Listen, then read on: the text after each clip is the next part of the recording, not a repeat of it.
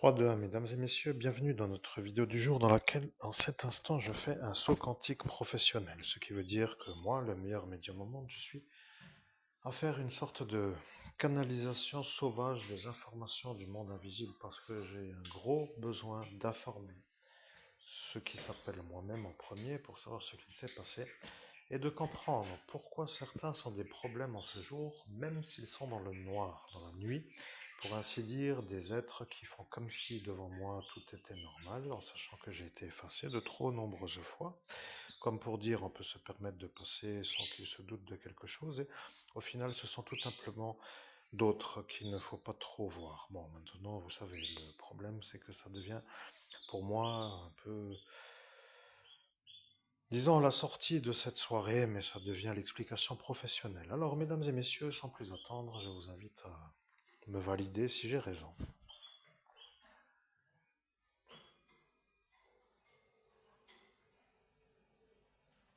Bien, je vais vous dire ce qu'il s'est passé. Monsieur Joseph D, que j'appelle Joseph D, a dit qu'il reverra lorsque vous serez l'homme qui réussit. Aujourd'hui, nous sommes à cet instant, et il vient d'apparaître après un certain Antoine B. Vous comprenez, ce Antoine B était un peu l'autre Antoine qui, devant la police, avait dit qu'il s'appelait Antoine A, pour dire que ce Antoine B a dit qu'il s'appelait Antoine A.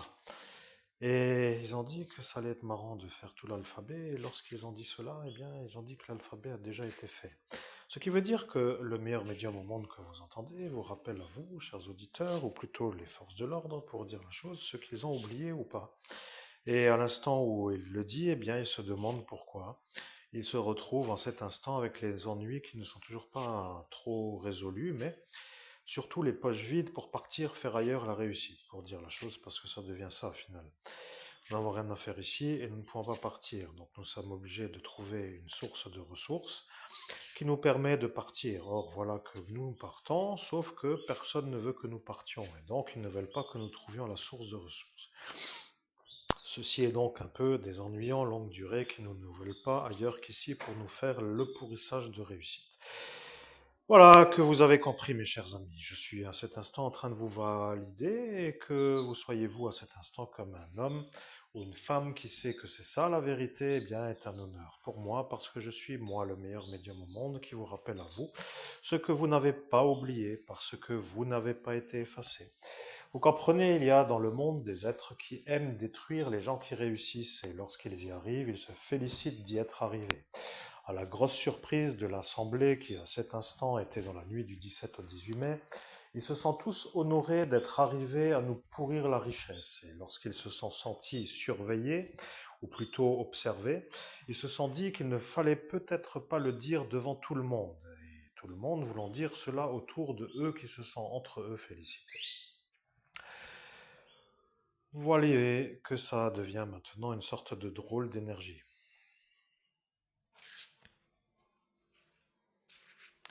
Bien, je comprends que certains n'aiment pas du tout ce genre de manière de se faire redécouvrir comme des ennuyants. Le problème, c'est que de jouer à faire des ennuis coûte. Vous comprenez qu'il faut comprendre que l'homme que nous sommes, pour dire moi, qui ne vous voit jamais, vous qui me faites les ennuis, se demande pour quel droit vous seriez vous à me faire les ennuis toute ma vie. Et si vous vous sentez protégé pour les faire, ça va être à la fin une sorte de culpabilité du pays qui nous héberge, pour dire nous en tant qu'être humain. Le problème avec ce que je dis, c'est que ça semble assez simple à comprendre. Vous comprenez? Il va falloir que vous arrêtiez de nous pourrir le porte-monnaie, pour ainsi que cela soit compris, ce qui s'appelle une sorte d'entrave à la réussite professionnelle, pour que les gens comprennent. C'est comme de dire, celui-là, la tête que l'on ne veut pas, on lui fait à chaque fois un plat pour qu'il ne puisse jamais faire le tour de France. Bon, par exemple, vous comprenez. C'est une métaphore, et la métaphore est un peu simple à comprendre. C'est comme de voir des genres d'apparitions qui viennent faire des ennuis avant que ce soit dans la lancée de la réussite pour qu'il n'y ait jamais la lancée. Est-ce que c'est mieux comme cela, l'explication? Eh bien, je pense qu'à vous de voir si vous avez compris. Ce que je veux dire est un peu une sorte de manière de leur rappeler ce que eux ont dit que moi, je n'allais pas dire. Ils ont dit que je n'allais jamais dire ce que je viens de dire. Ils ont dit que je n'allais jamais dire ce que je viens de dire parce qu'ils ont dit que c'est tout simplement, qui font les ennuis, comme pour dire que comme ils sont eux, que moi je ne pourrai jamais dire ce que eux ont dit que je ne dirai pas. Il est un peu vérité que les nombreux effaçages de mémoire nous ont esquinté la cervelle, mais comme nous sommes des endurants de la manière de nous coller à la neurone intense, alors ça devient pour certains comme une sorte d'énigmatique énigme que nous sommes encore là à leur faire le cours qui, eux, ont été, dans la certitude que nous ne ferions plus jamais.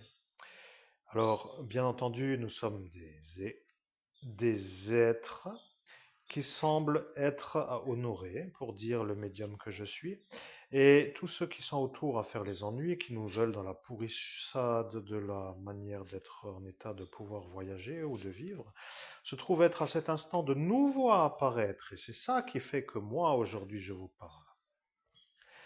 Vous comprenez, il y a eu ceux qui se sont dit ouvertement capables de revenir voir si nous allions réussir.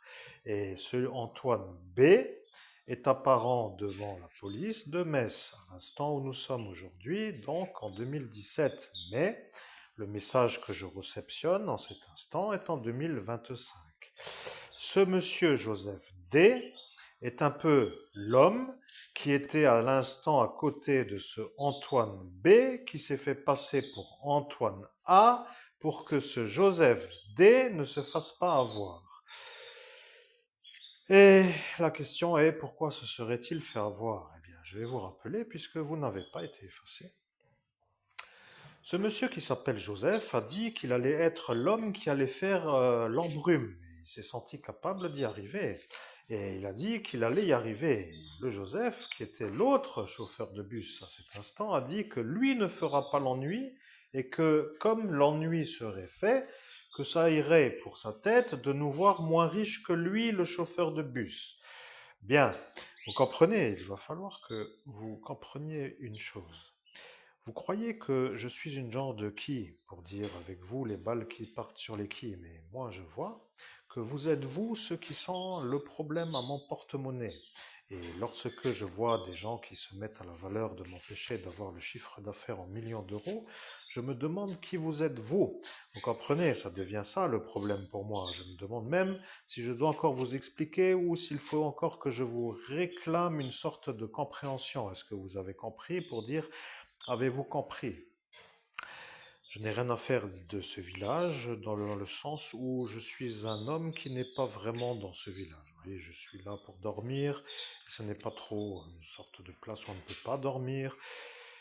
Mais arrive l'instant où si on veut voyager comme autour du mont Fuji, eh bien il faut se faire le chiffre pour y arriver.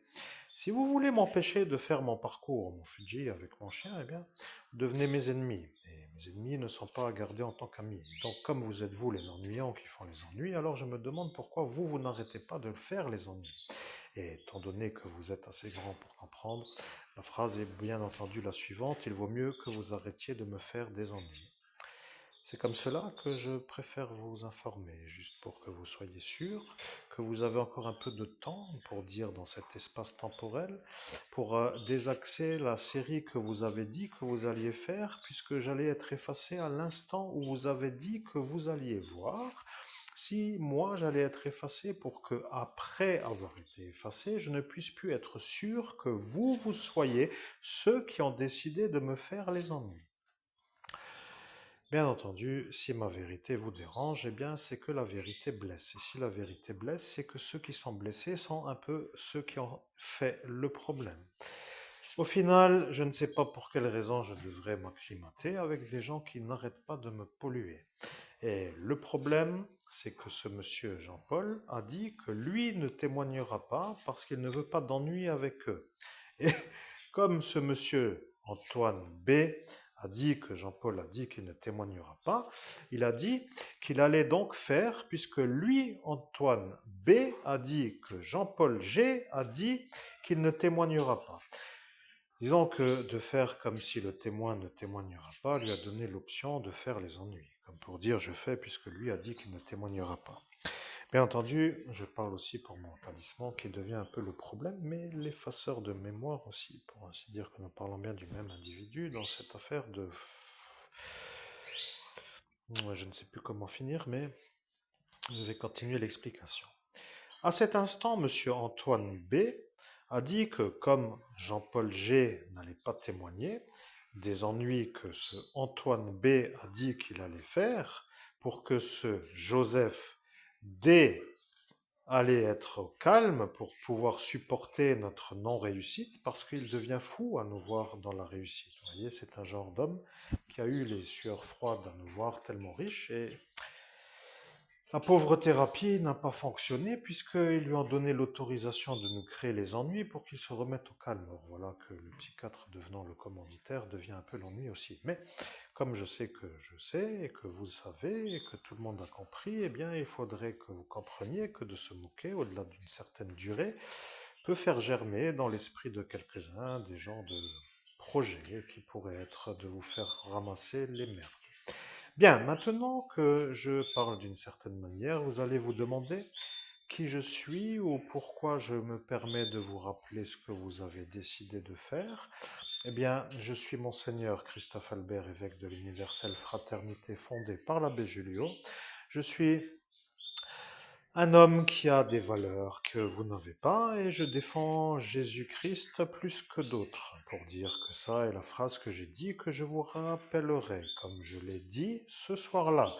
Et lorsque un homme est venu, il a dit que je ne me rappellerai pas de la phrase que je viens de dire et que à cet instant, il s'est fait voir comme un homme qui pouvait être à peu près confiant de ne me pas voir comme une victime. Mais ce Franck est un peu lui.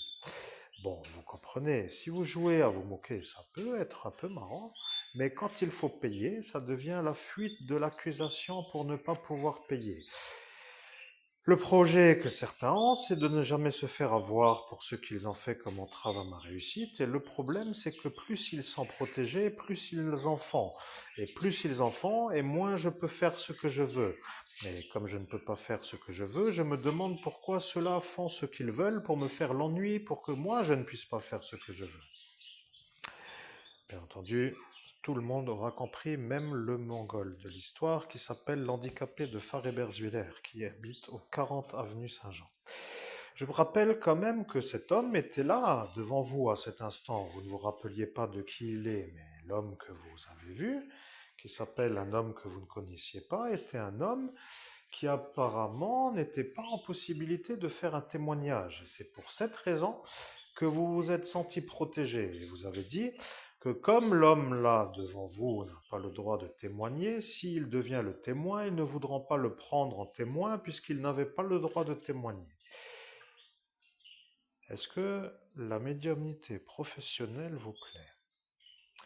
Parce que je n'ai pas encore commencé à chercher les phrases criminelles qui pourraient être les mises en route d'actes de guerre d'un État contre un autre, ou des actes de meurtrissage entre un et un, ou des conflits armés dans une certaine logique qui s'appelle la manière de vouloir chercher la stratégie originelle de nuire. Bon, disons que je peux, en claquant des doigts, avoir accès à ce que je veux. Si vous êtes intéressé par mes dons de médium, sachez quand même que j'ai failli ne jamais l'être. Ce qui veut dire que tout cela ont un intérêt à ne jamais être eu, comme pour dire qu'ils ne veulent même pas m'imaginer réussir à acheter une voiture. Le problème avec l'hiver, c'est que eux sont en voiture et que moi qui veux marcher autrement qu'à pied, eh bien je me dis que le bus étant un peu confortable, je deviens un anormal du bus. Or, si je suis dans le bus, ceux qui me diffament comme étant un genre de quêteur de culottes se permettent. Mais lorsqu'avant cela je n'y étais pas, eh bien ils se sont rendus compte qu'ils avaient le problème, parce que je n'allais pas là où eux ont fantasmé. Vous comprenez, ils ont une sorte de manière de pouvoir raconter leurs mensonges tant que je n'ai pas une voiture pour aller dans un autre endroit que là où ils disent que je suis l'anormal pour y être.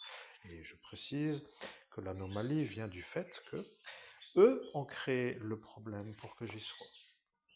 Rappelez-vous que le monsieur qui a fait l'embrayage, plutôt la vidange, a fait aussi l'embrayage. Et le problème avec la manière de faire venir cette Elsa devenant un peu le problème, après tout, vous voyez très bien. Donc, de toute toute façon, je vous informe que j'ai passé 8 ans à suer tous les soirs, tous les jours, tous les matins, 8 heures, 24 heures sur 24 pour dire la chose, 8 jours sur 8 jours ou 7 jours sur 7 jours, comme j'avais fait l'erreur de linguistique en 2017. Je suis même en train de me demander, mais je ne dois pas trop le dire, parce que si je suis celui-là, ça deviendra après un autre problème. Vous voyez, il y a des gens qui s'imaginent que je suis maintenant devenu tellement fort dans ce que je fais qu'ils pourraient même savoir ce qu'ils ont à se reprocher entre couples pour dire qu'est-ce qui pourrait faire que mon couple explose. Et le problème, c'est qu'à l'instant où nous sommes, eh bien, je n'ai pas vraiment voulu commencer à chercher. Peut peut-être arriver, mais pas encore commencé à chercher. Maintenant, mon cher monsieur qui me fait des ennuis, eh bien, je peux vous dire que ce qui s'appelle les ennuis, voulant dire celui qui a commencé à parler, qui s'appelle elle, Marlise, qui a pris la voix d'un homme, que j'ai dit que j'autoriserais à parler, se trouve être angoissé ou énervé de la manière où je lui fais des ennuis. Or, ce que je fais n'est pas des ennuis.